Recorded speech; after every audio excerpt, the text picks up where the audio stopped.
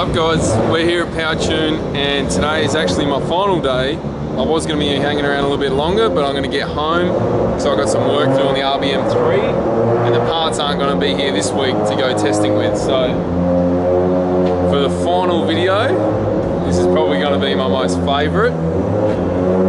She is finally taking me for a spin in my dream car.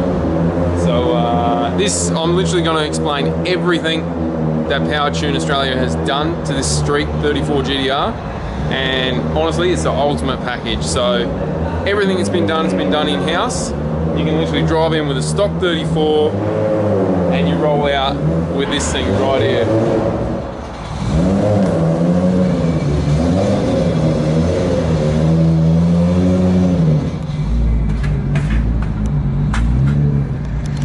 Alright, so we're in the GTR guys. And she's just going to go for a little cruise in it.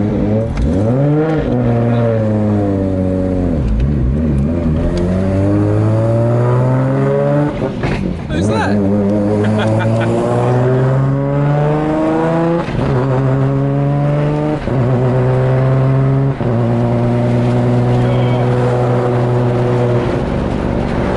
For a sequential, that is so smooth.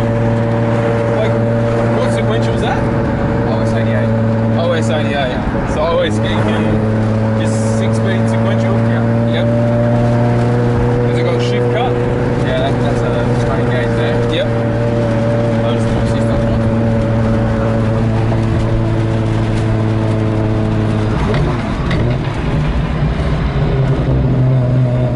I can't believe how smooth this thing is.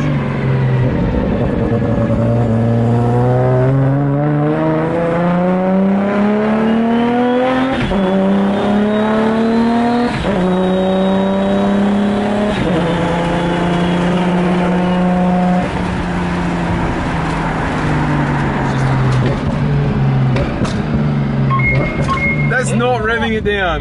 No, that's no clutch there. What? What was that match revving?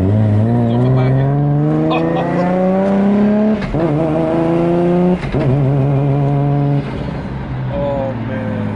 There's so many things I don't know about this car. I can't wait to show you guys what's under the bonnet. Look at the dash, man. I hope they can see it properly.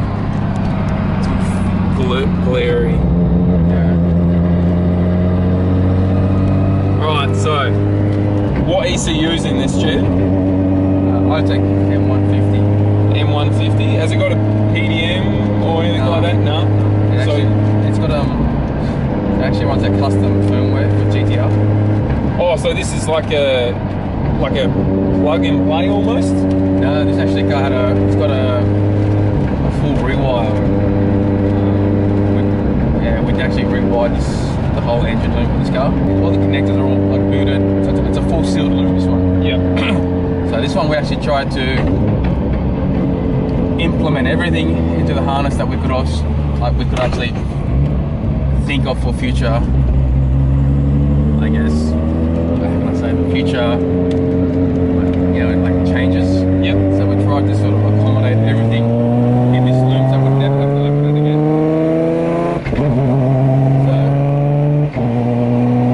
So it's a fully populated, That's a good idea. custom loop. This was actually done by Mark Robbo. Oh yeah? Yeah, he actually done this for us initially a year and a half ago.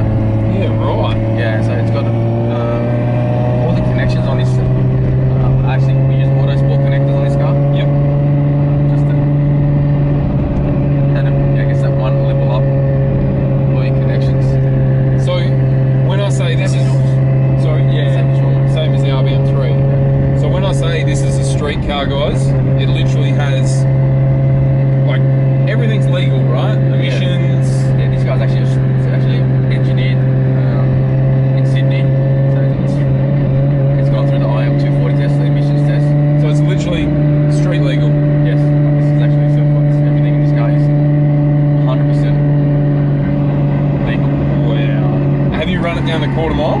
Yeah, we actually have. And we tried twice. down once. First time, broke the front drive shaft first. So the second time, not being out car, but obviously more gentle with the car, off the line stuff. The car was still, it went, I think it went 10 mile, 10-0.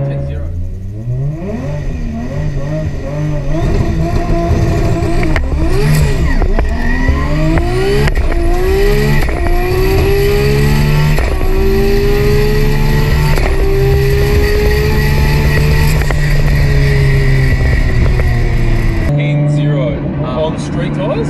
As it is street tyres. Wow, so as the car is right now, it is a 10-second flat street car. Yeah. Fully engineered, road legal, and everything has been done in-house at POWERTUNE. Yeah. That is incredible. Going back to the street tyre stuff. The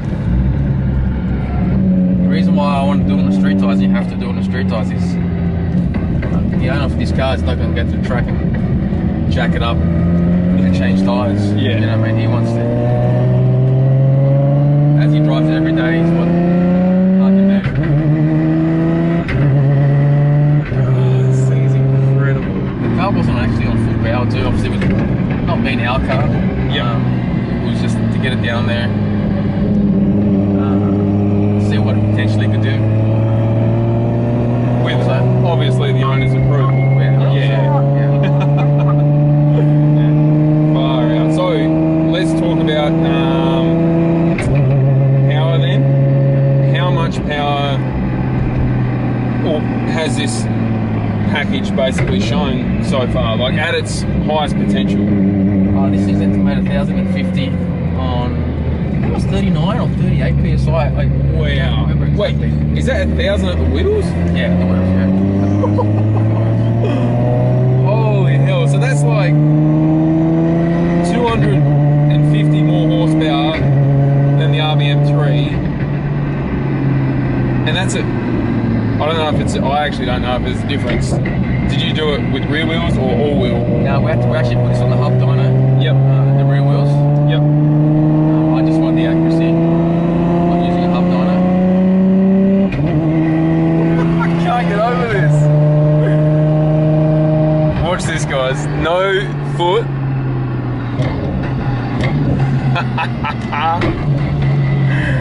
That is ridiculous.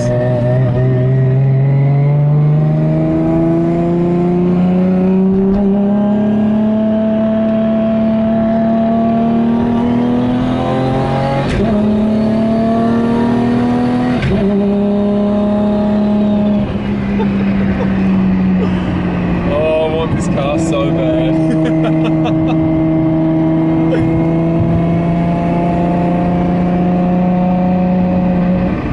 It even has aircon?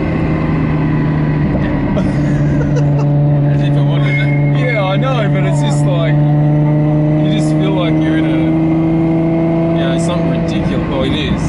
It is freaking ridiculous. And this car also has, because it runs our firmware package, custom GTR package. Yep.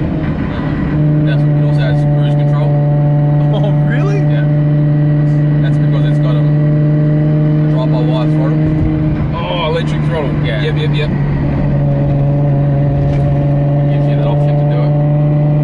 Far out. So you've pretty much integrated the whole factory side of this car with the M150. Yeah, well this car's actually quite simple because it's actually not like a CAN-based electronics factory. Yep. So it does simplify it a lot. The only bit where we sort of really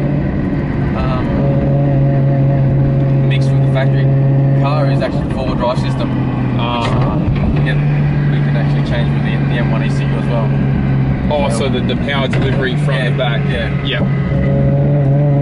So that's the only part really that we go into it.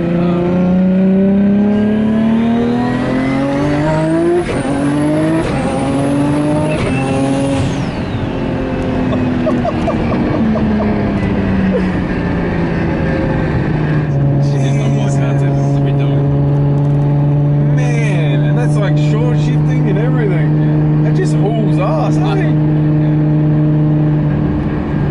Holy hell, man. the dream. I want to go over all the engine bay stuff in a sec too, so when we get back to the shop, we'll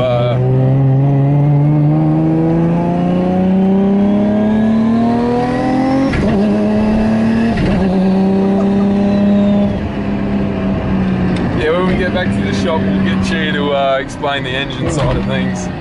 Wow, this thing is insane.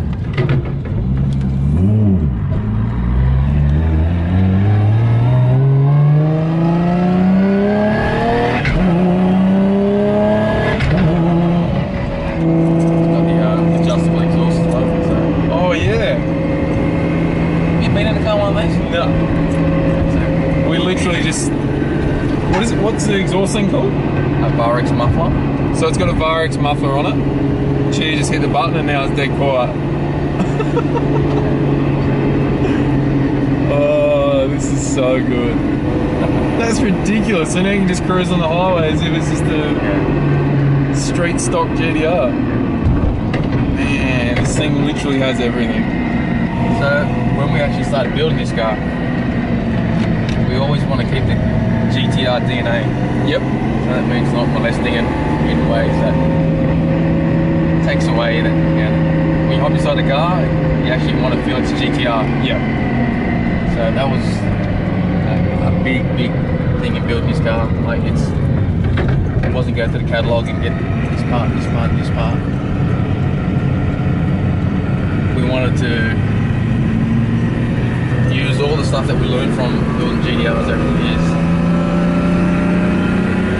Basically, you wanted to keep the interior and the exterior the exact, well, not exactly the same, but you wanted everyone to realise that it's still a GTR, basically. Yeah, it feels like I'm not sure if you sometimes you're up in a Skyline and you look at it and you think, oh,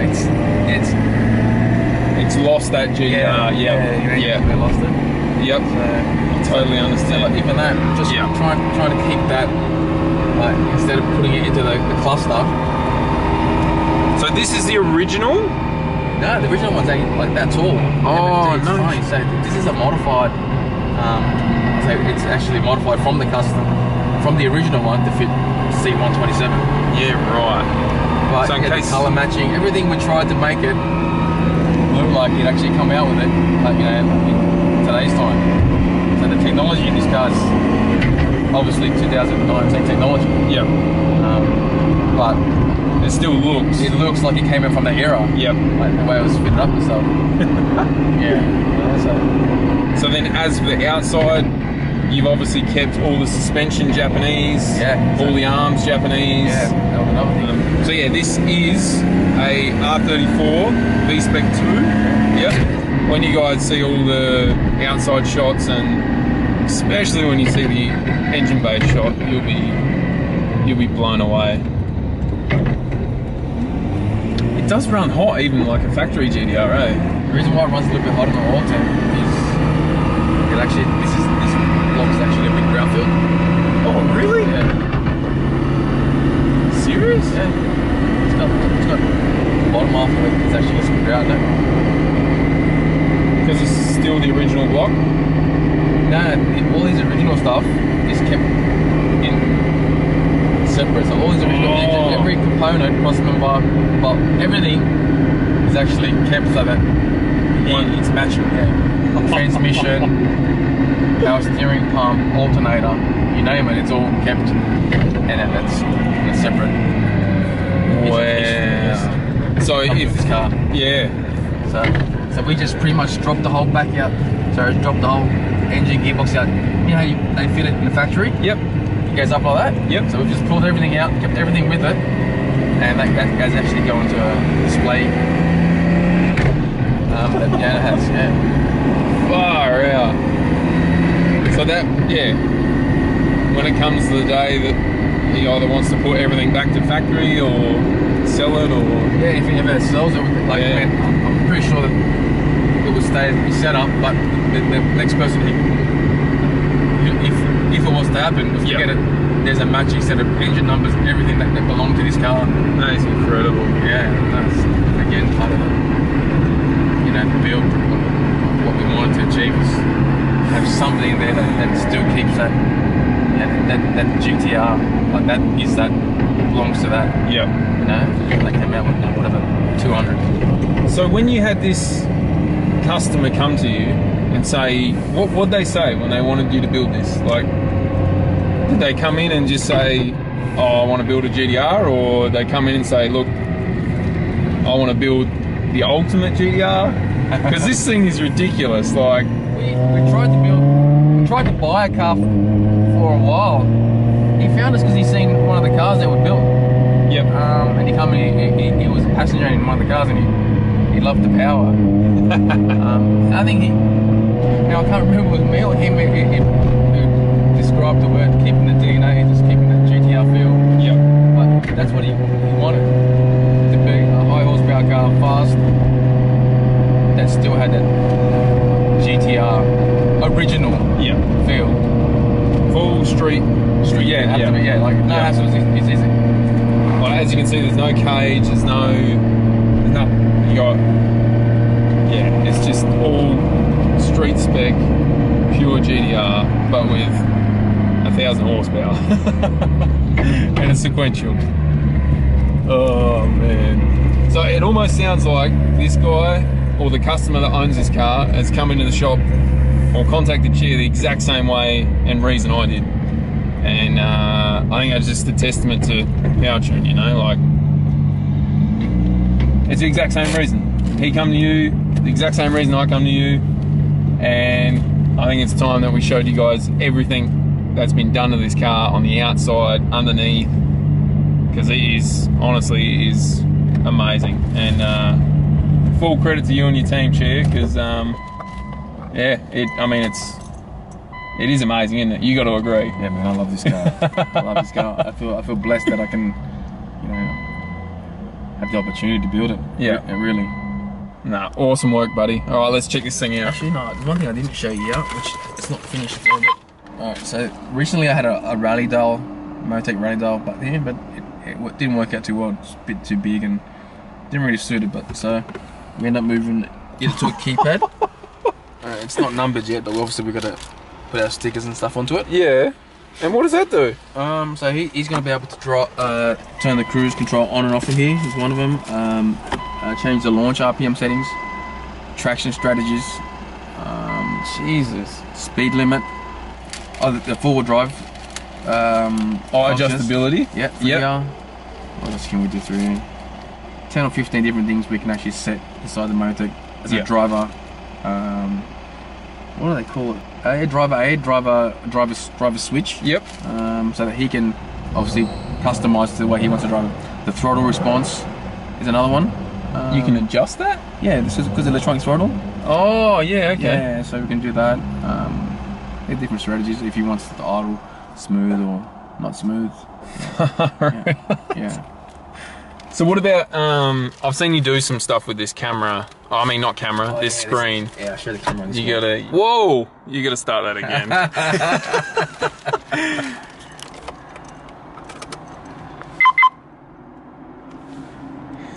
What? How's the POWERTUNE logo and everything? That is insane. Alright, I've seen you do more tricky things with this dash. What else can you do? Alright, so right now I actually can't control the page because I moved this. Oh, okay, yeah. But there's about, I think it's 4 different pages it's got. Yep. But one of the features I like about this dash is oh, what? Yeah. Is that a reversing camera? Yeah. So, yeah, it's a reverse camera. And you can also set it up as on a button, so that obviously if you're driving and you want to see behind you for any reason. Far out. Actually, there's another thing. There's heaps of cool things in this car. In the back, there's actually a camera filming you. Really? Yeah, man. A camera? Yeah, man. Oh, what? What is that for? That's a Motek V2 camera. Yeah, right. So that's like an actual Motek camera. That's a Motek camera. What that does, it syncs with your engine data. Yeah. So you can see your engine speed, throttle position, G's, vehicle speed as well. Is this like a really good like logging feature? Yeah, it's a logging feature. So okay, so you could literally, like, when you pull the log out of, like, as a lot of you guys would know, if you do logging, you pull the log out, you got a heap of lines and data, and you've never got footage to back it up with. Yeah. So that is what that's for. Yeah. That's, yeah, right, that's like perfect. you get through a session, you go, oh, through that turn, I felt something. Yep. You just quickly get back through that turn, and you can see, look, can you hear it, can you see it? What's my engine data doing? That is perfect. Yeah. I don't even know Motek did that. So that's all Motek stuff? That's not... Yeah, that's what I want to get for your car. Oh. Yeah, we got to get that. That'll make life so much easier, because I just send my logs to Chia. He's in Sydney and I'll be in wherever else in the world I am. And he's literally got to read the whole data logging of me just basically sitting on limiter, idle, and he's got no idea what I've been doing. So yeah, that's probably a good idea that I got that. Yeah, for sure. It gives it that extra dimension. Yep. When you're reading the log. What else has this car got, man? Like, man, it's got so many. I'm almost forgetting now the things that we've put into this thing. Should we check out the engine bay? Yeah. All right. Let's show you guys the engine bay. This thing is nuts. Have the seats? Oh, I haven't seen them yet. We'll check out the seats first. So were these like a custom thing, or? No, custom brackets were to make it. Oh wow. Look at that. No wonder you got the bloody bags on them. Alright guys, let's look at the engine now. Look at this. Jesus. This is incredible. Alright, Chair, I'm going to have to take it over to you now to kind of explain from... Alright, let's start with the bottom end. What bottom end is it? Because obviously these start with a 2.6 litre. Yeah. This actually runs a standard 26 block. Yep. But it's actually grout filled. So it runs a Tomei 2.8 litre crank. Yep. Runs actually the full stroke kit, Tomei stroke kit. Full Tomei 2.8 kit. Yeah. And then head gasket Tomei. No, this actually runs a firing. Yeah, right. Yeah. And now the head.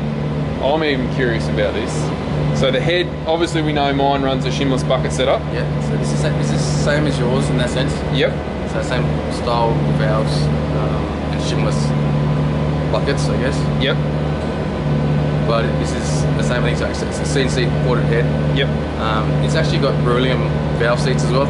It's got HK's V-cam. Okay. So it's got a variable cam. So when you say it's got V-cam, it's only one side of the cam. Like, it's not both cams, right? This one's only inlet cam. Yeah, so it's only inlet cam. And why does it need an oil feed and all this other stuff? It's an adjustable up to variable cam controller, cam position controller. So it's actually got a hydraulic actuator in there. Yep.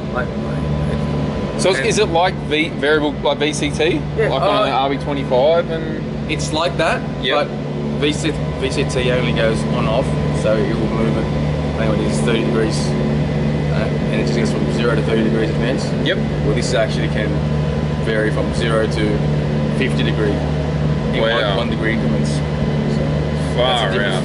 That's the difference between a switch system and a constant variable system. Yep. And you obviously seen a big difference with this setup? Yeah, absolutely. Yep. That's why we put it on. Yep. So, you know when you actually got cam gears? Yep. Adjustable cam gears? Yep. And you set it up to where the engine's power band you want, the driver wants. Yep. But once you set it, it's fixed. Yeah. So having a constant variable, obviously you get the best of both worlds, because when you got a solid gear, you set it, it's set. You can't get out the car and start changing it when you're driving it. No. So obviously this one we tune it so it's the most efficient in every RPM. Far out. Yeah. So it's literally like a on-the-fly cam adjuster, basically. Yeah, absolutely. Yep. It's like somebody had an engine by twisting your cam gears while you're driving. Yeah. Far out. I think we've seen, I can't remember, maybe 200 horsepower difference. What, through the mid-range? Yeah, but because what it does is it actually makes the turbo work, which yeah. boost. Yeah, okay. So far out. Well, while we're on that, what turbo is it? Because it's a Precision 7685 turbo. Yeah, right. Yeah. Far out. And when's it come on boost? Oh, it makes boost probably about 4 grand. Yep. But it'd be making, let's call it 30 psi. It wouldn't be more than 6.2. Yeah. But then this thing revs to... It's got 10,000 as well. 10,000. Woo! 10,000. And what inlet? And I noticed you got twin fuel rails like the Beamer there. Yeah, same as yours, man. It's got... Yep. Sequential and staged injection. Yeah, yep. Same, yeah. And inlet manifold is... Plasma Man. Oh, Plasma Man one. Yeah, it's Plasma Man. And oh, here's the electronic throttle, by the way, guys. Yeah. Chill was talking about before. Onto the cooling. Yeah. Coolio rad. Yeah. And have you got a clutch fan in there? Yeah. Oh, actually, no, there's actually an electric fan in there. Oh, electric fan. Yeah. And we they actually put the shroud off so they try and make it look... That actually, got me. I thought there was a clutch fan in there. Yeah. And now the reasoning behind not having a clutch fan is this little thing here. Yeah. What is that? That's a mechanical fuel pump setup. But this car was actually the first that Kaiketsu made for RBs. You just mentioned Kaiketsu. Yeah. Is that another company you work with, or? Yeah, it's actually an engineering company that we work alongside with.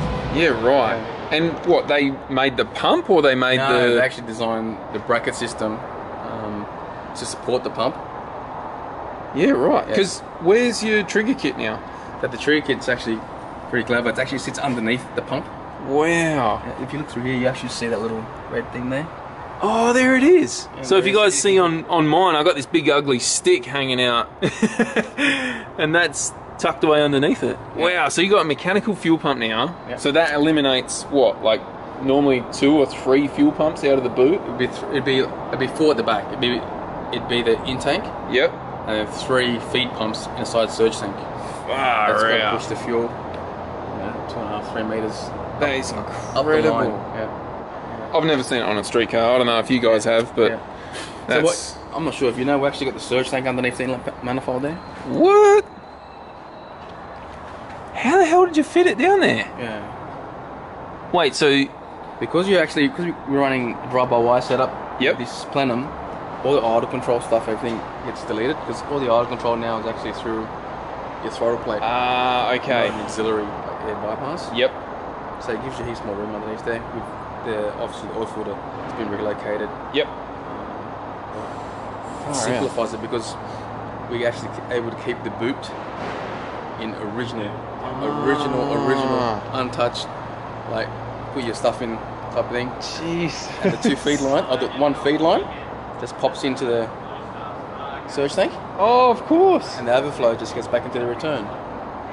Wow. So you got the stock fuel rails, everything. Yeah. Fuel lines. Fuel sorry. lines, yeah. So it fills up.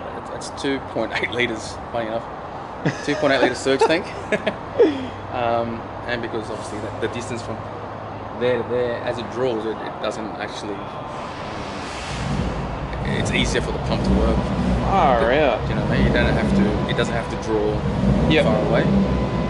So you weren't joking when you said you went to every single level possible to keep it looking like a street GTR. Yeah. Like what we found when we obviously started playing with 85, our fuel system gets bigger and bigger. Yep.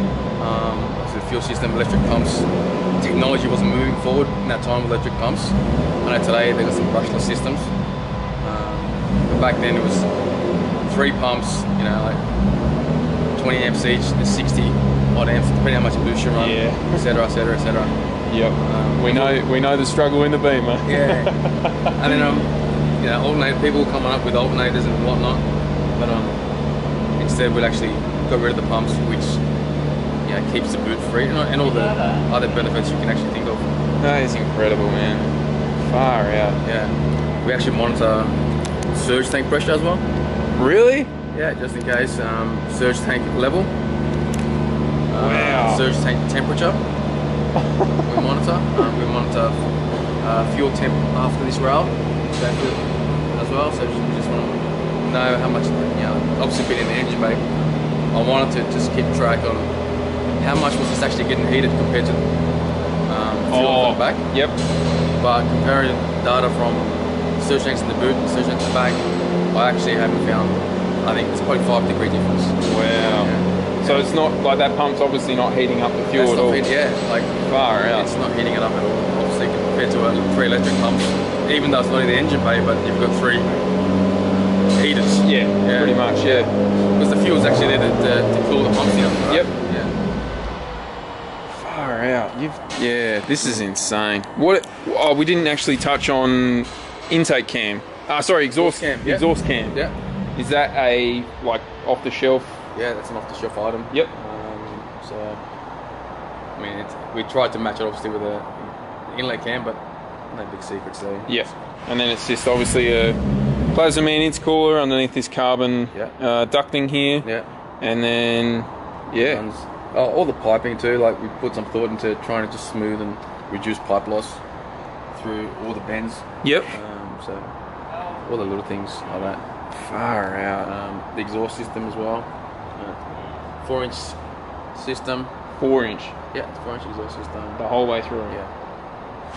So the same thing actually, you probably see, you may see, I mean not all these were re-anodized, like re-coated, plated. Yep. See, you see those silver bolts, everything's Oh, so that's like the factory. Yeah, that's factory.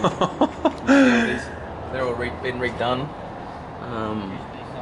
I can show you some more. That's actually all the nuts and bolts, and this underneath the car you probably would have seen. Yep. All the cross member bolts. I didn't take a huge notice of it, but I did notice. Yeah. Brackets. It was extremely clean under there. All rigsy. Far out, man. So what? All right. Is this at the point where you're finished? Like you can't do any more to it? What's next for it? Should? Oh yeah, it's actually got the 35 brakes.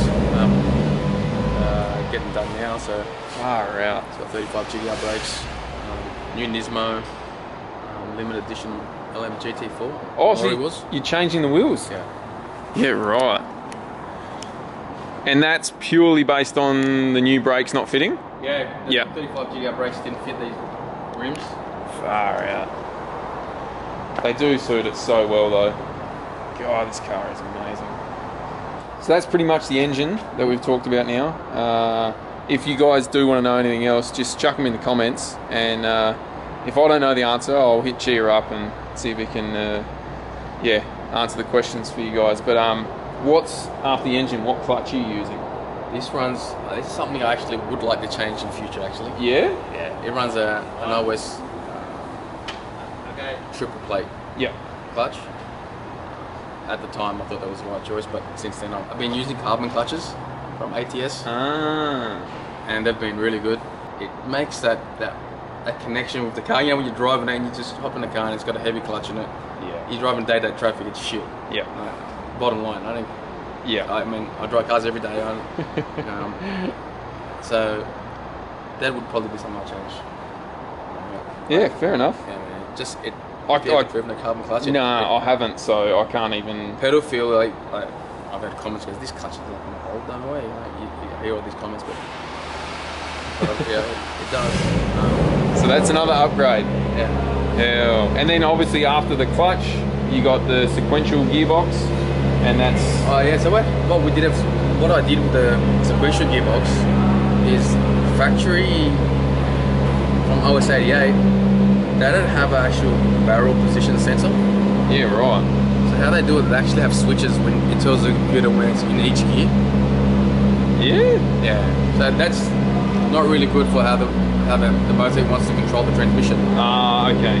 For the shift cuts and stuff shift like cuts, yeah. Yep. The issue actually wants to know the actual barrel position. Yep. To control it perfect. So we actually took out the original OS sensor. Yep. And we actually modified it with a different sensor that we can actually measure barrel position with. So now it's just a heaps more accurate, like shift cut and the shift changing, and the Motek keeps up with everything now. Yeah. So absolutely, far out. That's incredible. And what about diffs? Diff, it runs a Quaife front diff. Yep. And a Nismo. I can't remember the exact name for it, but a Nismo rear diff. Yeah, right. Yeah. I thought that was a hard choice, you know, because you wanted to make sure that the diff was strong enough, the center was strong enough, and have grip, but also be streetable. Streetable, yeah. That's something that you just obviously you're always turning in. It's like. And you're happy with what you've picked? Some days I am. Some days I drive it. I think, you know, I would like an open diff, but yeah, you know, you kind of that one. Until someone can show me another one, another type that is good. Yeah, you can't have the best of both worlds At this stage, yet. Yeah. Suspension. I haven't even touched on that actually. It runs HKS coilovers. Yep. It runs all the IKEA formula, adjustable arms, roll stand adjusters, Low control arms, camera arms, everything. everything. The whole IKEA formula catalogue. The whole IKEA formula catalogue. Jeez. Anything that was made for the 34 GTR is on this car. Far out. Alright, so is there anything else? We probably missed a heap, to be honest, but yeah, this is just like a true testament of what POWERTUNE can do in-house. Like it's freaking incredible. Like you guys think my Beamer's crazy. This thing's just a whole... Only a few people have sort of seen underneath the car, and purists will see it, have seen it, and they can pick all the little detail, and that makes you feel good. Far so they say, they go, holy cow, you done this to this. It's like, oh, you noticed it. Yeah. Nah, that's crazy, Che. You've done bloody well, mate. And yeah, I think we'll probably wrap the video up here, guys. And yeah, we'll cut to some cool clips of this, like just showing you guys everything on this. It's incredible.